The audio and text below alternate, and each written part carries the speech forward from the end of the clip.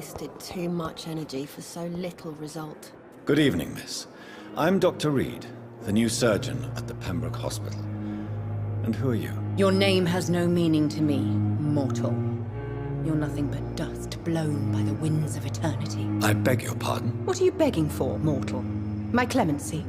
Well, tonight maybe I'm inclined to mercy. You'll never forget the night you met Thelma Howcroft. You keep calling me mortal. Why is that? And if I'm mortal, what are you? Well, Dr. Reed, if you must know, I'm a vampire.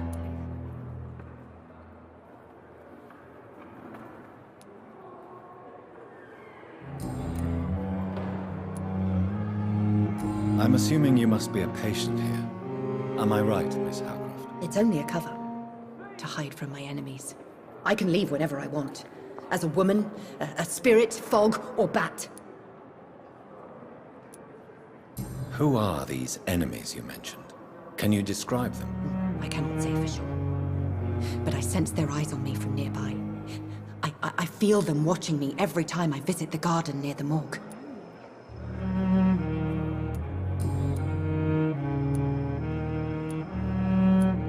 And why do you believe you're a vampire? I don't need to believe anything. It is what I am. It is what I feel within this hollow shell of flesh. I see. Have you ever heard of Cotard's syndrome, Miss Howcroft? Never. It's a mental illness discovered by a French neurologist named Jules Cotard. The affected patients are delusional. They believe that they are putrefying, that they are dead, a ghost or a ghoul, or in your case, a vampire. Delusional, you say? Oh, sad and petty mortal. You can't even begin to understand the concept of immortality. And you think it is I who am delusional.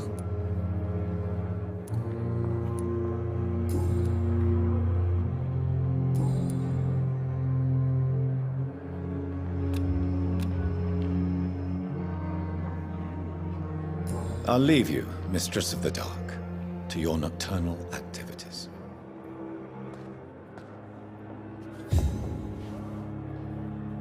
Good evening, sir. Can I help you? Unless you're here to fix my face. No. I don't think you can help me. I'm Dr. Reed. I've recently taken the position of head surgeon here.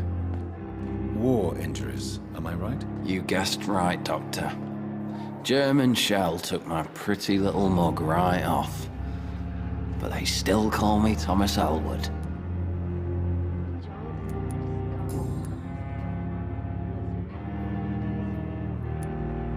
Why do you feel responsible for the injury, Thomas? What really happened? I wasn't disfigured by any German shells. It happened during my leave. It was an accident. Tell me what really happened then. I went with a whore in Rouen. Dead drunk I was. The hotel was a shithole. There was a fire that night. Did you start the fire? Were you trying to avoid going back to the front? That's not uncommon, you know. No. It's just that I was asleep when the flames reached the room. The girl was long gone. Bitch never woke me up. Left me to burn.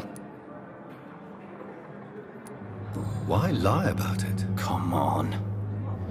It's one thing to come back disfigured by the Germans, and it's another to get injured in an accident that could have happened to anybody.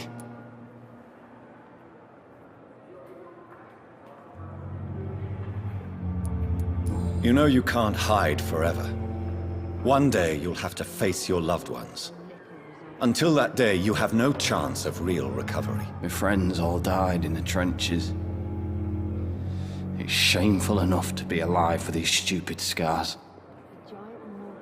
I don't want my children to see me like this.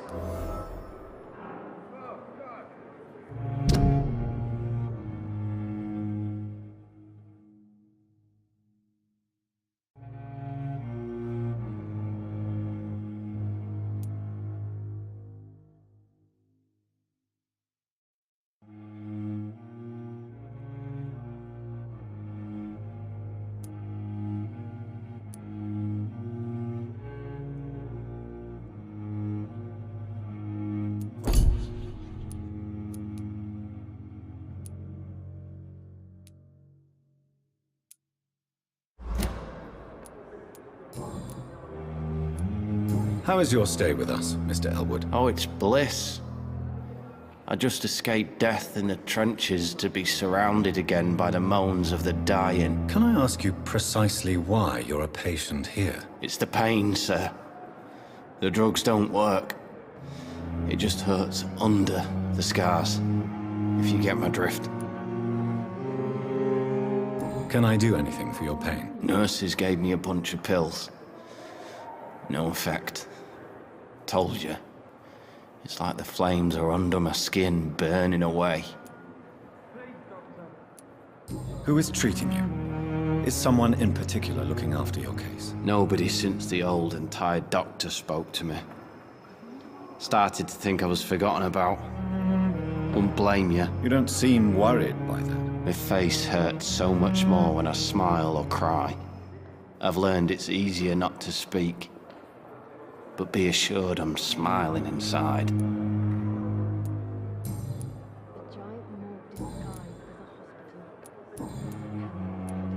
How close are you to Miss Horcroft? Are you aware that she thinks she is a vampire? To wait for her next nibble is the best reason to stay here. Every time she approaches my bed, she treats me like something tasty. A normal person. Aren't you afraid? She may hurt you if the game goes too far. She's quite harmless, I can assure you. Her head's broken inside is all. While I'm busted on the outside. But she's still beautiful. Living proof that there's hope for me.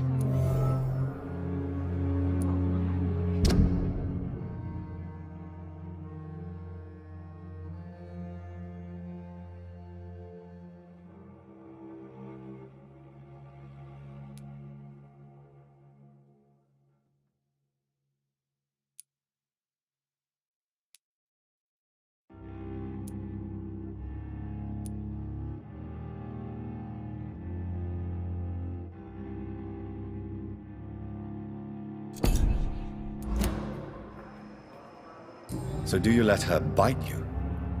You know that's not sanitary. And why not? She's only supping a few drops of me blood. And the pain, it's real for once. She could decide to bite less willing patients. Then it's another good reason for me to stay here, Doctor. You do realize she's mentally disturbed. It's called the Cotard syndrome. She truly believes she's a vampire. In her madness, she never refers to my scars. And frankly, if I could, I'd join her world. It seems much more fun than the real one.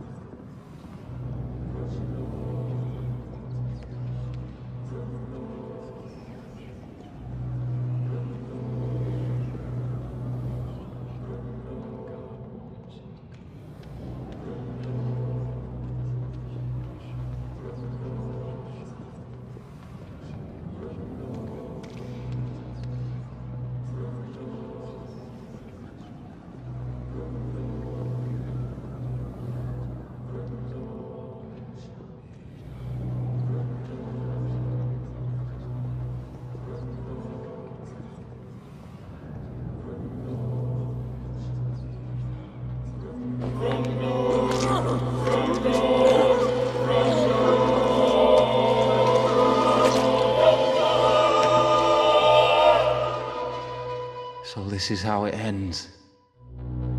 Farewell, my life, you betrayed me, good.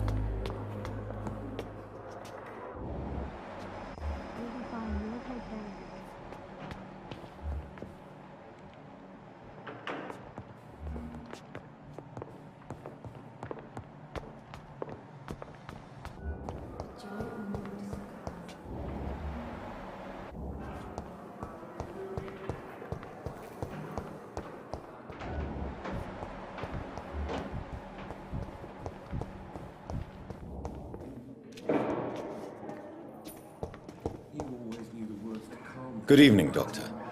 I believe we're going to be working together. Dr. Reed. Dr. Swansea informed us of your arrival, but I could not dare to believe we'd have such good fortune. Such an honor, sir. Thank you. And you are? I am Thoreau Strickland, Dr. Thoreau Strickland. I'm a great admirer of your work, Dr. Reed.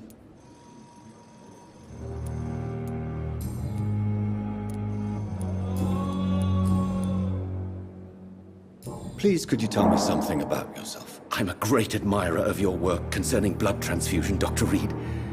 I run my own experiments. I'm convinced it's the future. What made you choose to be a doctor? I'm not ashamed to admit you and your work have inspired me. I am honored to have the opportunity to work by your side. It's always a pleasure to share scientific and medical knowledge with someone eager to learn. I'll be glad to help you if I can. This epidemic may be the century's most terrible disaster, but I'm convinced that we, as doctors, are the only ones able to defeat it. I based my technique on my mentor's research. He helped me perfect my method. What is yours? I'd rather not talk about it. For now, it's just theories and first approach.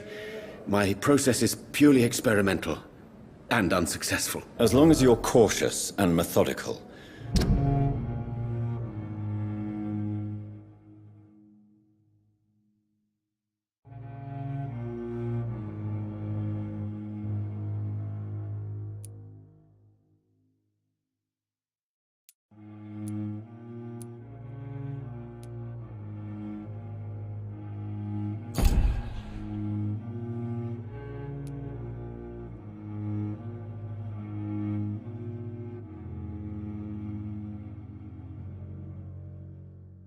You may remain empty-handed, but you won't fail. You're not the first one to warn me, but I am convinced knowledge is the main weapon against the ravages of this epidemic.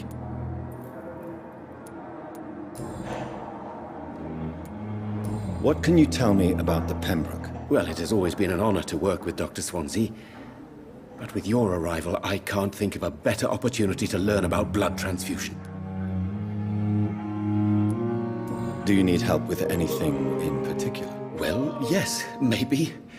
I'm waiting for a batch of products I ordered for my personal research, yet my supplier seems to have vanished. Do you want me to play the errand boy for you? Oh no, Dr. Reed. But if you went personally to his shop, what with your reputation and all, he wouldn't dare to refuse the products I need. I see. Well, give me the address, for I may pass by if I have time.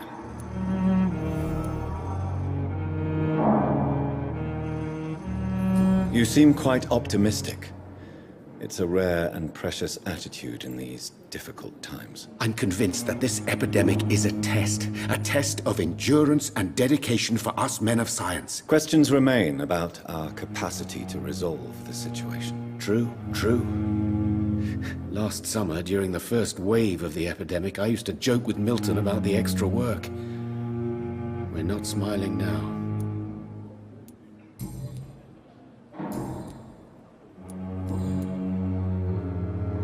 Tell me more about your willingness to experiment with new medical techniques. Harvey Fiddick is a patient suffering from a severe injury that could cripple him if not treated correctly. I'm convinced your blood transfusion technique could help him. What is it you really want? To save him, or to prove your point? Fair question. I want nothing but to save my patient, Dr. Reed. Especially since I know Mr. Fiddick's story. Tell me Mr. Fiddick's story. Our first diagnosis was compromised because Mr. Fiddick lied to us about the real origin of his injury. He first claimed it was an accident. But why would he hide such crucial information from us? Because he is a proud father, ashamed of putting his children at risk because of his own negligence.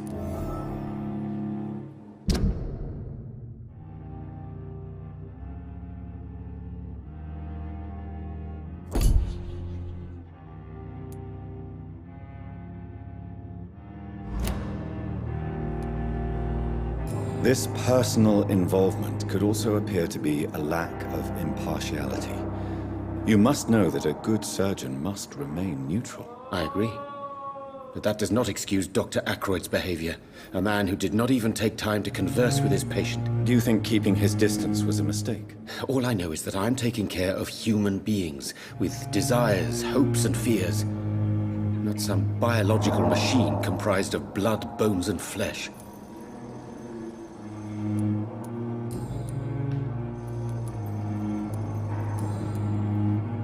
Goodbye, Dr. Strickland.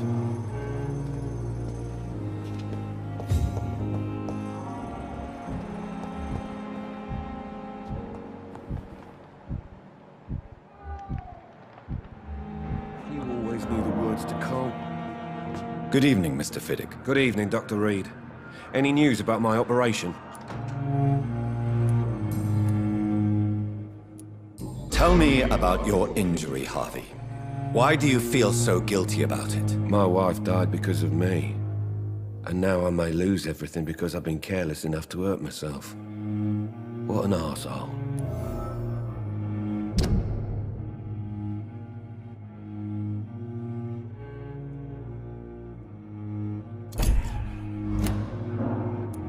You can't hold yourself responsible for your injury, Mr. Fiddick.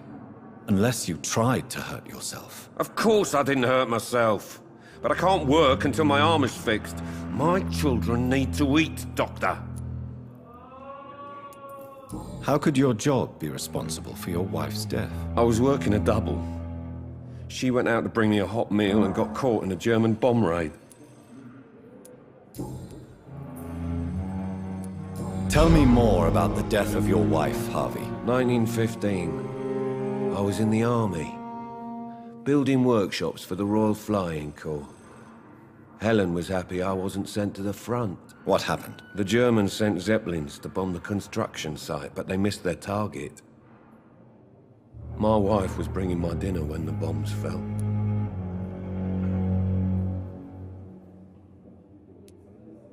How are your children after losing their mother? They were smaller then. The only good thing about this is my Helen didn't bring them with her that night.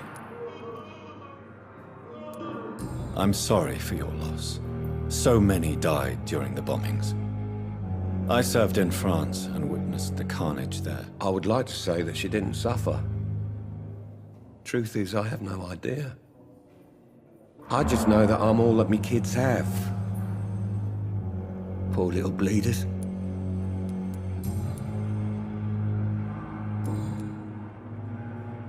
Goodbye for now, Mr. Fiddick. I'll see you later.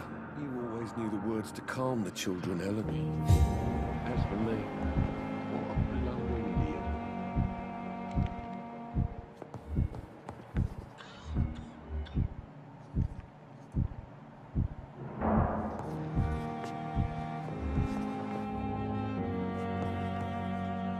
I will not let you down, my boy.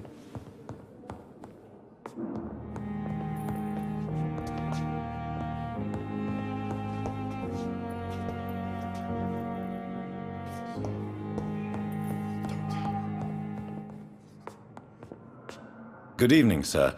I'm Dr. Reed. I believe we're going to be colleagues. Reed? Yes, I've been informed about your arrival. I'm Waverly Ackroyd.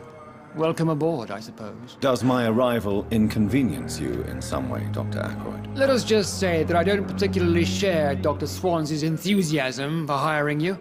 What we need here are reliable professionals, not overrated dabblers.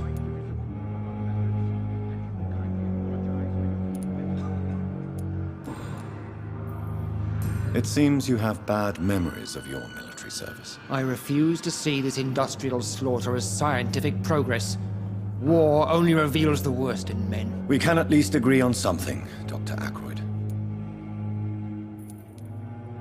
I don't know what you've heard about me, but I have already proved my value as a practitioner. I don't question your skills, Dr. Reed, but your motive. Is it money? Fame? Or are you truly dedicated? And what exactly is that supposed to mean? I served in the war just like you. But unlike you, I did not use the wounded to play the modern sorcerer. Be careful what you insinuate, Dr. Ackroyd. I only want you to admit you used those men to improve your theories.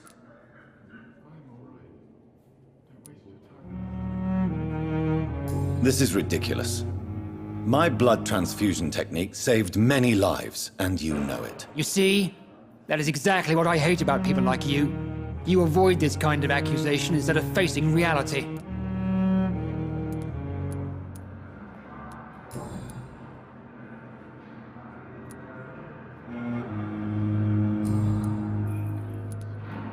Tell me, Waverly, what do you think of Dr. Strickland's enthusiasm for his experimental research? Strickland is playing with his patients' lives for pride and glory. Now that, sir, is unethical. Are you thinking about something in particular? Harvey Fiddick needs delicate surgery. I believe we should stick to the usual procedure, but my young colleague obviously disagrees.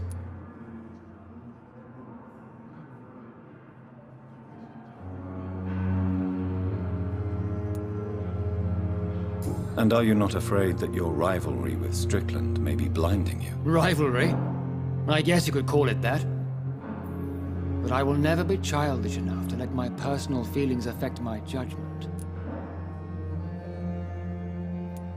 Why do you wish to lead this surgery? I strongly believe that Mr. Fiddick should not be butchered to test an unproven procedure.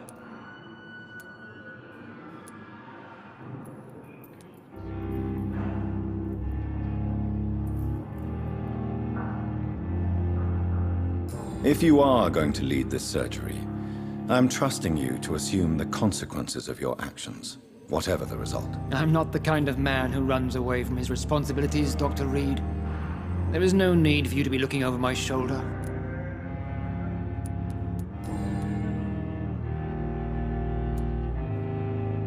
If you have a problem with me, Dr. Ackroyd, please feel free to tell me. Dr. Swansea has imposed your presence on this hospital without asking anyone's advice. The benefit of his position. But I don't agree with it. I know we've never met before, but I believe this hospital could use all the help it can get. You will agree with that, I'm sure. Oh, but I have heard about you, Dr. Reed. Of course you can't say the same about me, since I have not wasted my time courting the press.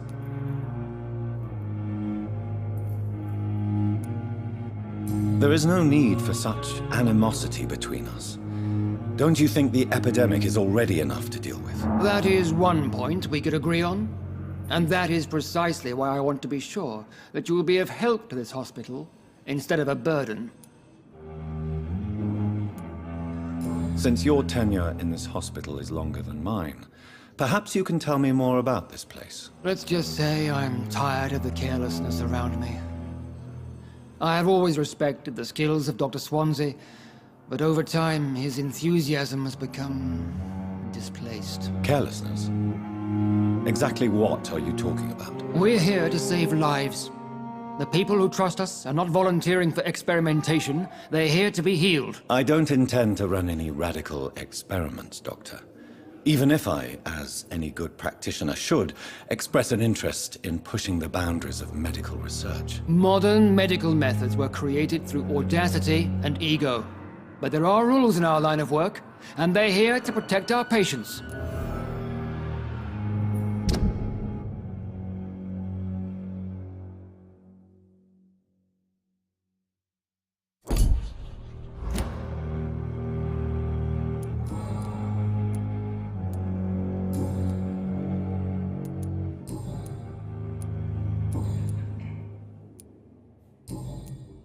Thank you for your time. We'll talk later.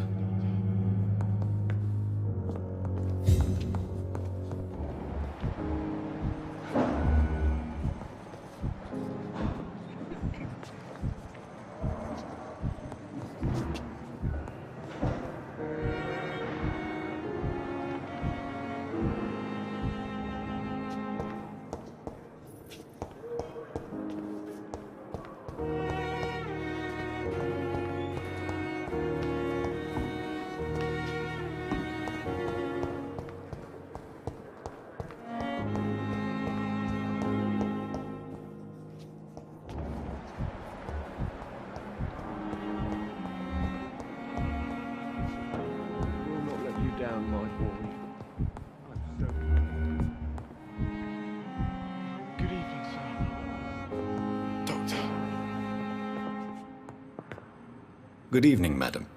Can I help you? It's my son who needs you, sir. I'm Dr. Jonathan Reed. How can I help your son? I'm Beatrice Goswick, mother of Mortimer Goswick. Could you check on him, please, Dr. Reed? I've heard much of your talents as a physician.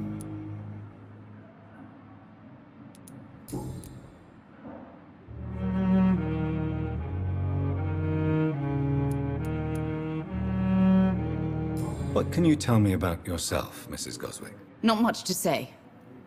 Just take care of my Mortimer and I'll cover all the expenses. That's all that matters. May I ask if you have an occupation, Mrs. Goswick? I'm a teacher by profession. I teach young women who are more ambitious about their futures than their families. Are you really that rich? Most of the patients here are of a more humble origin, if I may say so. Yes, thanks to my husband. May he rest in peace. I can cover any needed medical expenses. What do you think of your reception here? Any complaints? I have had the uttermost reservations about this hospital since we arrived. But we had no other choice, considering the state of emergency. Is there something in particular that's bothering you? Some of the staff were not especially welcoming. I suspect they're not accustomed to dealing with patients of such social standing.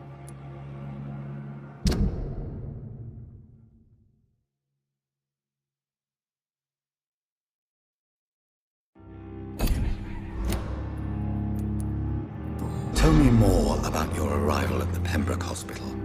What gave you such a bad first impression? The ambulance driver was quite rude, for a start. And that nurse, Miss Hawkins, seems to have quite a dubious attitude. What do you mean? She managed to secure a bed for my son despite the epidemic. It was a relief, but it wasn't cheap.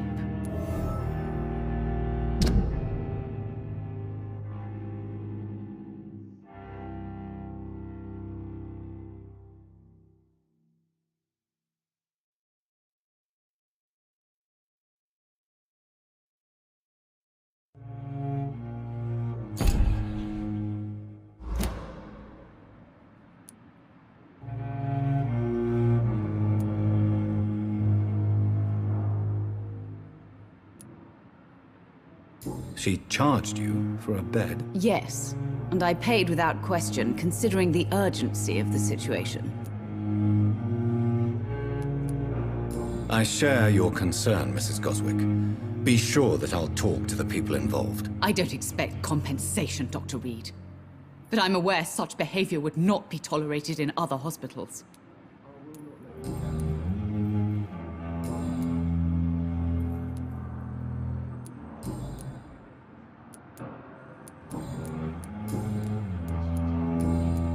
Goodbye, Mrs. Goswick. You always knew the words to calm the children, Ellen. As for me... Good evening. I'm Dr. Reed. Can I help at all? No. Really? Why are you here, then? I don't want to talk. My throat hurts too much. I suppose that this pain is the reason you're here. Is someone taking care of you? Yes. And no. Could you at least tell me your name, sir? Mortimer. Mortimer Goswick. Why did your mother have you hospitalized here? She seems convinced this is a bad hospital. My mother just wants the best for me. She won't rest while I'm here. She'd go all the way to hell and back to help me. Is your mother bothering you? As your doctor, I can ask her to leave you alone if you would prefer. That's tempting, Doctor. But you have no idea what my mother is capable of. She would tie herself to my bed if you asked her to leave. Pembroke Hospital may look unorthodox, but rest assured, you're in good hands here. It's not me you have to convince, Dr. Reed. It's my mother.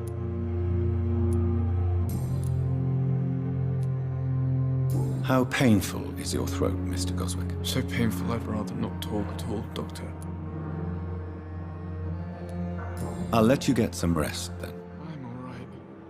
Don't waste your time with me.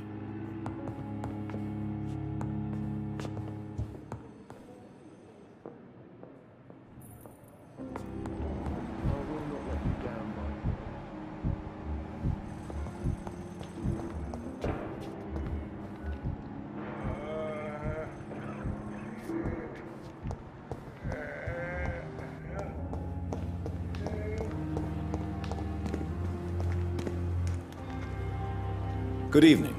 I'm Dr. Reed. Always a pleasure to meet a colleague, sir. Especially when he was supposedly dead. A colleague? Are you a doctor too? Not anymore, sir.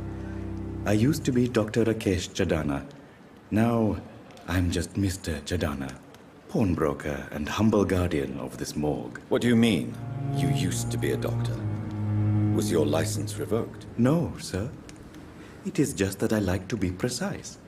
I run a little pawn shop while taking care of the dead. But I used to be a real doctor.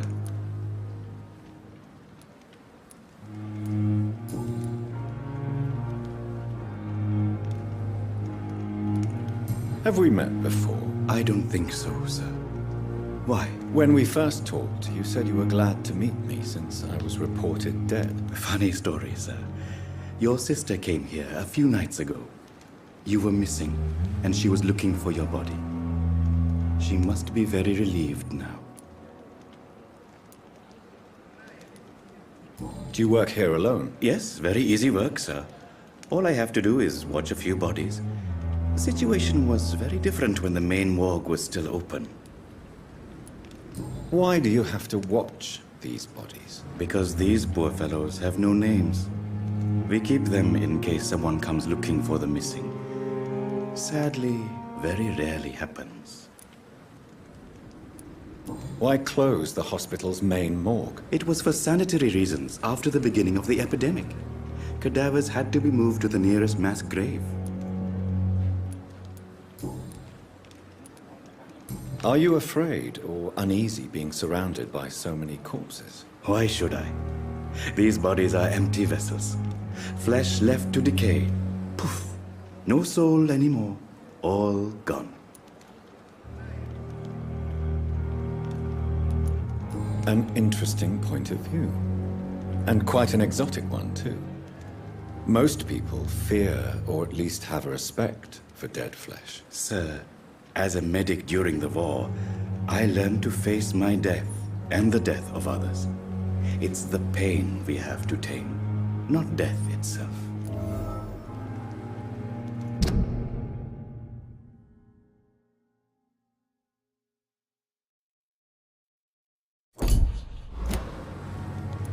How did you get this job? After I left the army, I worked as an undertaker down by the docks.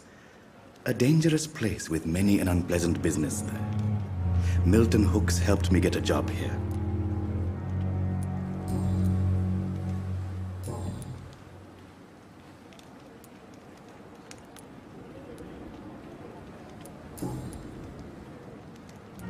Since you're not afraid of dying, do you believe in life after death, Rakesh? No. I believe we must do all the good we can while alive. For our time is short, and the obstacles are endless. Do you think you would enjoy immortality as a concept? I don't think so. Don't mistake me. I love life, and I'd like to live a long life. But everything has to decay, sir. Even goodwill. So you're ready to die? No, I am not. I don't fear death, for I won't see it. What troubles me is the pain my death will inflict to those I know. You're a wise man, Mr. Chidana. No, Dr. Reed. I am a foolish man. But I like to think otherwise. Do you really believe goodwill cannot last? As I said, sir, everything decays. If I was to never die, goodness, I would be bored or worse. And I like to be helpful, sir. Quite depressing, wouldn't you say? Yes, but the good news is we'll all die before losing our humanity, sir. A pawnbroker? I expect you get all types of people here. Yes, sir. All kind of people. For I sell all kind of goods. What kind of goods? With the quarantine, it's not always easy to buy things. So I trade, I exchange. Some people sell, some others buy. I like to help.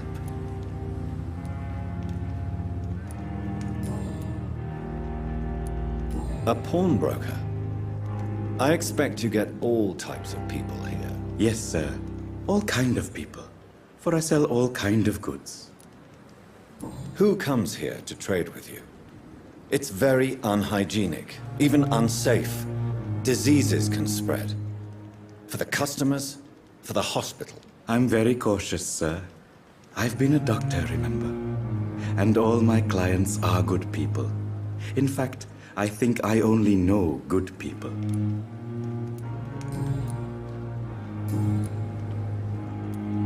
Please show me what you have to sell. Of course.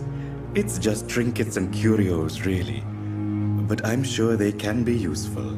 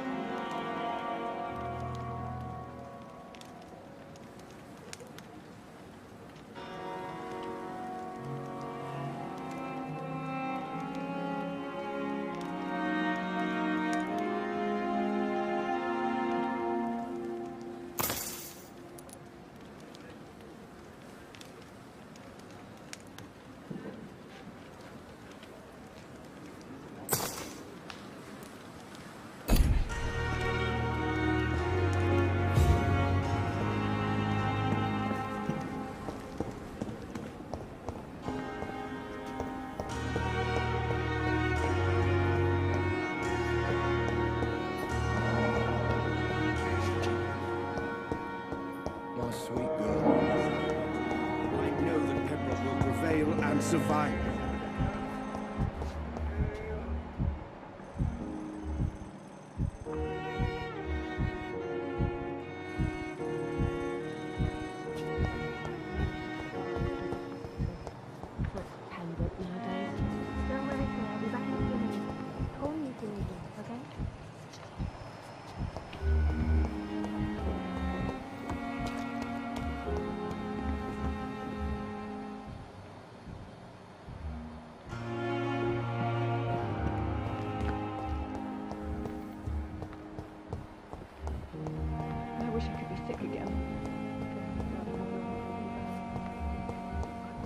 Goswicks came here in the first place.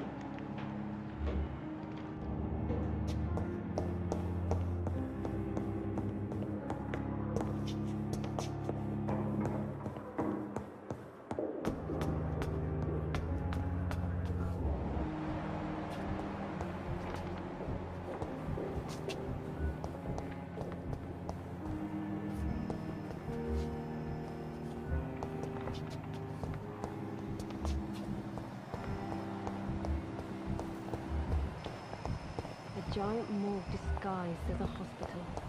Not Pembroke nowadays.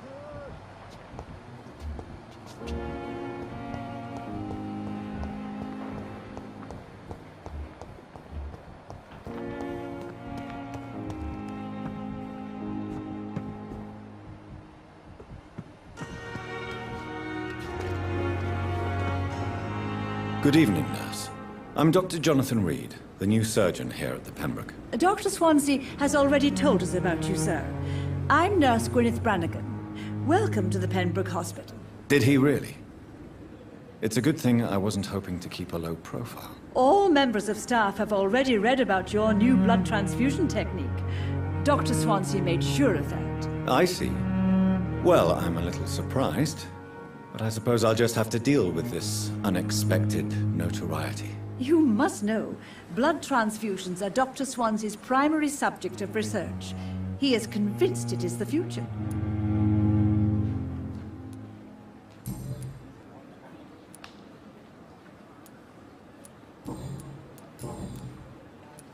Tell me what Dr. Tippett did. I know his mistake caused a patient's death. If I had not covered up his error, Dr. Tippett would have been fired from this hospital. I could not let that happen. You can't allow your emotions to dictate your conduct concerning patients, Nurse Brannigan. Look around you, Dr. Reed. Do you really think we can afford to lose a brilliant practitioner like Dr. Tippett's in our situation? Perhaps you did it with the best intentions, Nurse Brannigan, but you took a great risk. Must I remind you that a man died? You mean you've never made a mistake? Never covered your tracks? Come on, Doctor. I wasn't born yesterday.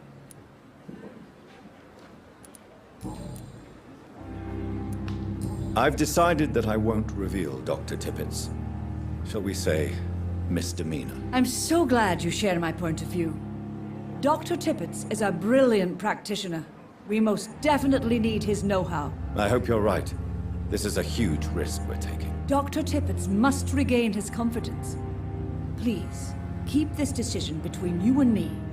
He doesn't need to know you found out.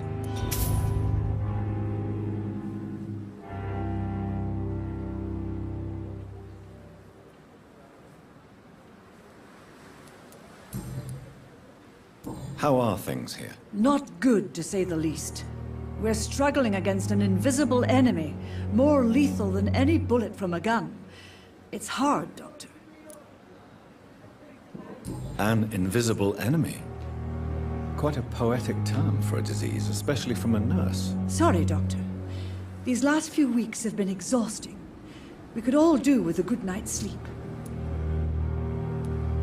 Do you think this hospital can survive the epidemic? We are all volunteers here, and we're trying to hold fast, but how do we beat an invisible killer? Some nurses have already resigned.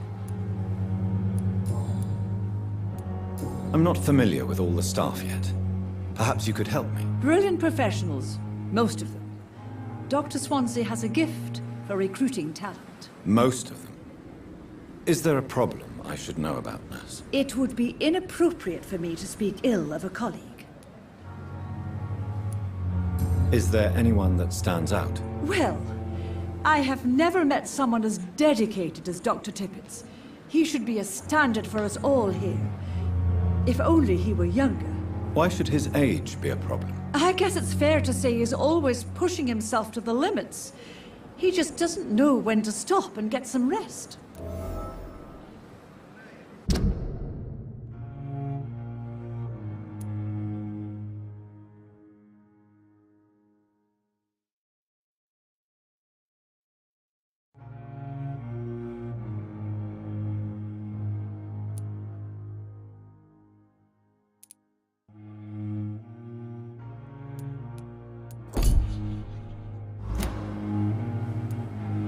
Nurse Brannigan, if you do know something, please tell me.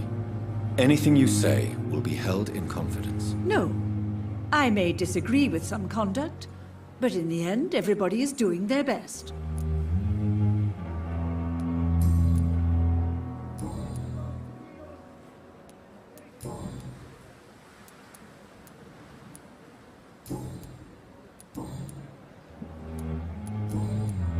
Goodbye, nurse.